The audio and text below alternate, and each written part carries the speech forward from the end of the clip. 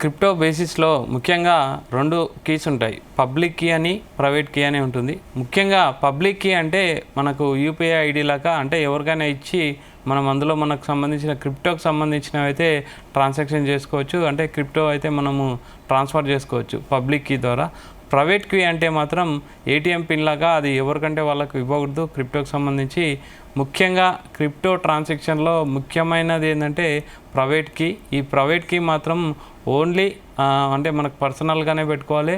ఒకవేళ private key పోతే మాత్రం మీ ట్రాన్సాక్షన్ సంబంధించిన డేటా కానీ మీ క్రిప్టో కానీ కంప్లీట్ పోయినట్టు. అసలు ప్రైవేట్ కీ ఎవరికైనా షేర్ చేస్తే మాత్రం చాలా జాగ్రత్తలో ఉండాలి. ఆల్రెడీ క్రిప్టోకి సంబంధించిన లావాదేవీలు అనేది చాలా వాల్టాలిటీ ఉంటుంది, సెక్యూరిటీ కూడా అంత ఎక్కువగా ఉండదని చాలామంది చెప్తుంటారు. ఈజీగా వాళ్ళు అంటే ఈజీగా దాన్ని దొంగలించి మీ క్రిప్టో సంబంధించిన కాయిన్స్ అన్నీ ఈజీగా తీసుకోవచ్చు ప్రైవేట్ కీ తెలిసే.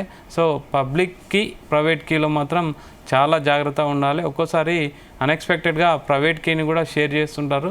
ఎవరికి అలా షేర్ చేయకూడదు, ఓన్లీ మీకు సంబంధించిన మొబైల్లోనే పెట్టుకోవాలి. అది 12 పాస్వర్డ్స్ లాగా ఉంటాయి, అవి మాత్రం జాగ్రత్తగా పెట్టుకోవాలి. అంటే మీ క్రిప్టోకి సంబంధించిన రికవరీ కావాలంటే మాత్రం ఖచ్చితంగా ప్రైవేట్ కీ అనేది ఖచ్చితంగా ఉండాలి. అండ్ క్రిప్టోకి సంబంధించిన అంటే ఇన్వెస్ట్మెంట్ చేసే దాంట్లో ఒక విషయం చెప్తారు, your private key is equal to your cryptocurrency అని ఒక ఫార్ములా కూడా చెప్పడం జరుగుతుంది. సో ఖచ్చితంగా పబ్లిక్ కీ, ప్రైవేట్ కీ అని 2 ఉంటాయి. మీరు ట్రాన్సాక్షన్ చేయాలి, మీకు వ్యాలెట్లోకి క్రిప్టో కావాలనుకుంటే మాత్రం ఓన్లీ పబ్లిక్ కీని మాత్రమే, అంటే జనరల్ యూపీఐ ఐడి టైప్ అది, పబ్లిక్ కీని మాత్రమే ఎవరికైనా పంపించాలి.